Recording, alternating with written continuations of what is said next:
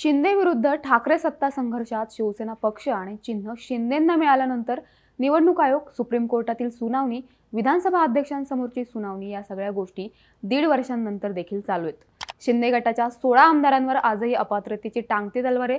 अपात्रतेचं प्रकरण सुप्रीम कोर्टाने मे 2023 मध्ये विधानसभा अध्यक्ष राहुल नार्वेकर यांच्याकडे सोपवलं।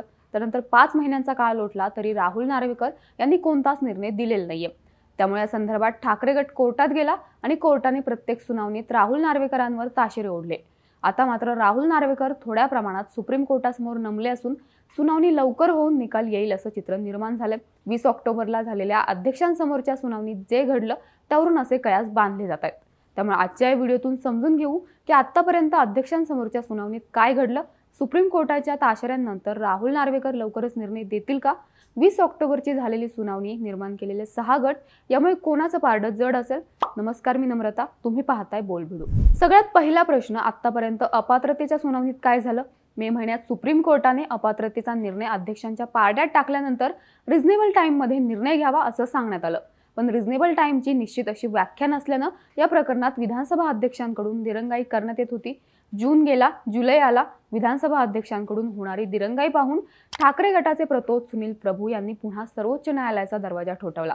यानंतर 8 जुलैला नार्वेकरांनी दोन्ही गटांच्या आमदारांना नोटीस पाठवली।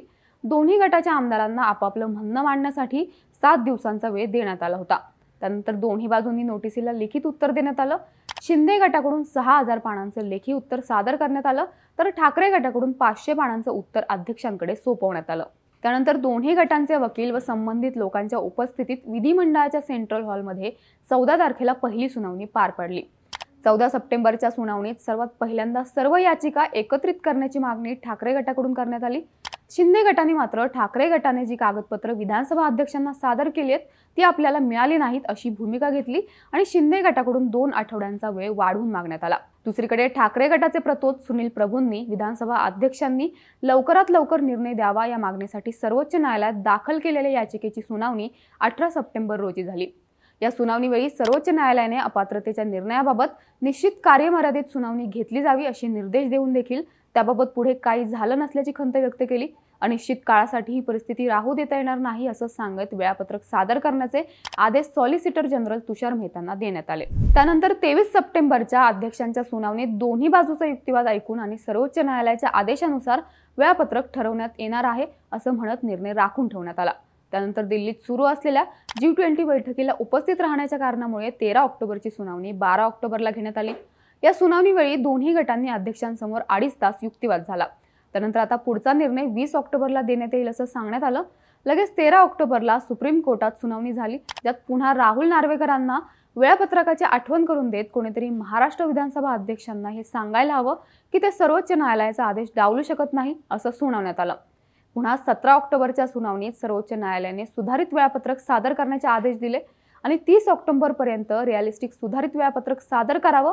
ते तुम्हाला मान्य नसेल तर आम्ही तुम्हाला वेळापत्रक देऊ, त्यानुसार तुम्हाला आमदार अपात्रता प्रकरणी कार्यवाही करावी लागेल असं सुनावण्यात आलं।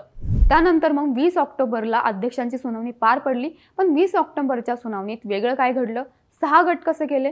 सुप्रीम कोर्टात 17 ऑक्टोबरला जी सुनावणी झाली त्यामध्ये विधानसभा अध्यक्ष राहुल नार्वेकर यांनी 11 मे पासून काहीच केलं नाही। विधानसभा अध्यक्षांनी निर्णय द्यावाच लागेल, तुम्ही मीडियाला मुलाखती देत आहात पण वेळापत्रकाचा निर्णय घेत नाही असं म्हणत तुमच्यासाठी 30 ऑक्टोबर ही शेवटची संधी आहे, त्या दिवशी वेळापत्रक घेऊन या असे निर्देश कोर्टाने दिले। त्यानंतर मात्र आता या प्रक्रियेला वेग आल्याचं दिसतंय, कारण 20 ऑक्टोबरला अध्यक्षांसमोर पार पडलेल्या सुनावणीत अनेक महत्त्वाचे निर्णय घेण्यात आले। अध्यक्षांकडे एकनाथ शिंदे गटाकडून 34 याचिकांची वेगवेगळी सुनावणी करण्यात यावी अशी मागणी करण्यात आली होती, तर ठाकरेंची मागणी होती की आमच्या याचिका एकत्र करा आणि शिंदेंच्या याचिका एकत्र करा। पण विधानसभा अध्यक्षांनी थोडासा ठाकरे गटाकडे झुकता निर्णय देत त्यांच्याकडे आलेल्या 34 याचिकांचे 6 गट पाडण्याचा निर्णय घेतलाय, ज्यानुसार आतापर्यंत अध्यक्षांकडे सादर झालेल्या 34 याचिकांची आता 6 गटांमध्ये सुनावणी पार पडेल। आता अध्यक्षांनी या याचिकांचे 6 गट कोणते पाडले ते आधी पाहूयात। पहिला गट, यामध्ये 1 ते 16 नंबरच्या याचिका आहेत, ज्यामध्ये एकनाथ शिंदे यांच्यासह 16 आमदारांच्या विरोधातल्या याचिकांचा समावेश आहे। या याचिका 22 जून 2022 ला फाईल करण्यात आल्या होत्या, म्हणजे एकनाथ शिंदेंसह गुवाहाटीला गेलेल्या 16 आमदारांच्या अपात्रतेसंदर्भातल्या याचिकांचा समावेश यामध्ये। दुसरा गट, यामध्ये 17 नंबरची एक याचिका आहे। ही याचिका शिंदेंसोबत गेलेल्या अपक्ष आमदारांविरोधातली आहे, ज्यात बच्चू कडू, नरेंद्र बोंडेकर, राजेंद्र यड्रावकर या आमदारांचा समावेश आहे. तिसरा गट यामध्ये 18 नंबरची याचिका आहे. ही याचिका ठाकरे गटाचे प्रतोद सुनील प्रभू यांनी आपला व्हीप न पाळल्याबद्दल शिंदे गटाच्या 39 आमदारांवर फाईल केली होती.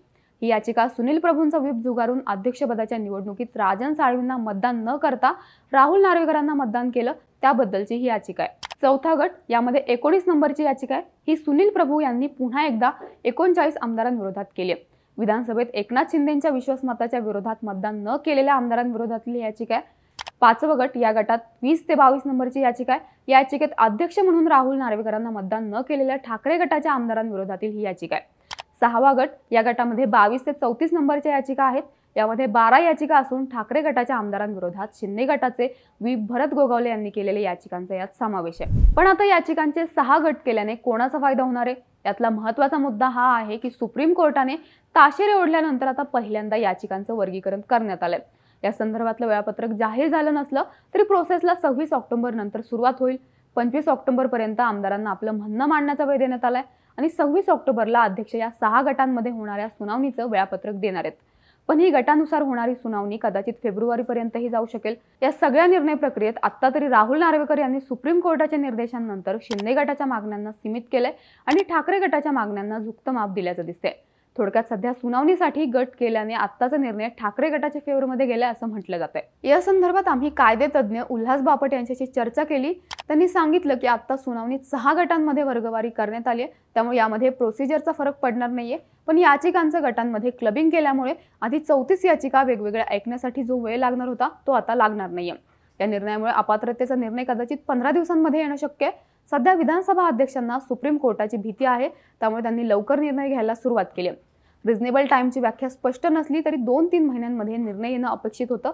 पण आता सुप्रीम कोर्टाने ताशेरे ओढल्यानंतर ही प्रोसेस कदाचित लवकर होऊ शकते. त्यामुळे एकंदर आता विधानसभा अध्यक्षांनी घेतलेल्या या निर्णयामुळे ठाकरे गटाचा कॉन्फिडन्स वाढलाय तर शिंदे गटात असणाऱ्या आमदारांची धाकधूक वाढली. फक्त 6 गटांमध्ये वर्गवारी केल्याने आता अपात्रतेचा निर्णय लवकर येणं अपेक्षित आहे. तुम्हाला या सगळ्याबद्दल काय वाटतं ते आम्हाला कमेंट्समध्ये नक्की कळवा आणि बोल व्हिडिओच्या YouTube चॅनलला सबस्क्राईब करायला विसरू नका.